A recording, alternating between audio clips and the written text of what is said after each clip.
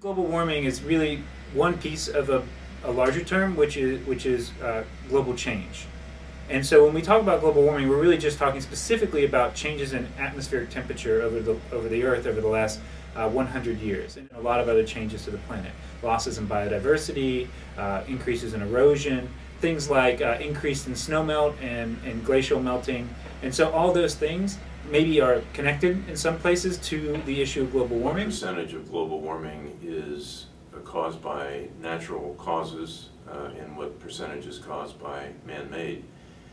However, I believe that the consensus of the scientific community around the world is that human activities are the major contributor to global warming and global climate change. Especially, I think 2 winters ago in Syracuse, you guys had a record high for snowfall, and then the following winter you were record low. So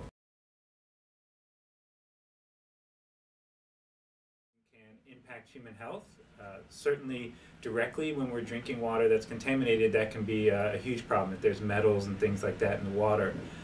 There's indirect effects of water pollution, which is when water pollution maybe starts to impact an ecosystem upon which we're dependent for other ecosystem services like biodiversity or wildlife, and even in some cases agricultural production, where the water that we're using is unsuitable for use in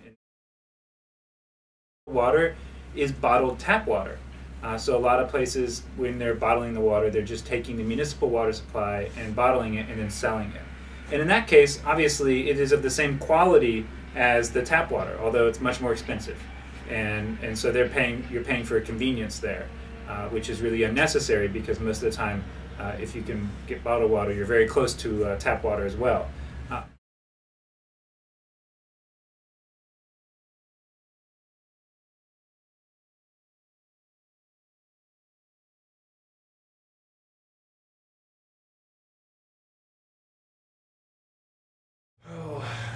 going green will affect the future. Well, I think we first need to get off fossil fuels and our reliance to fossil fuels, but that doesn't really seem to be what going green means nowadays. So right now, the term going green seems to be something that people use as a marketing strategy.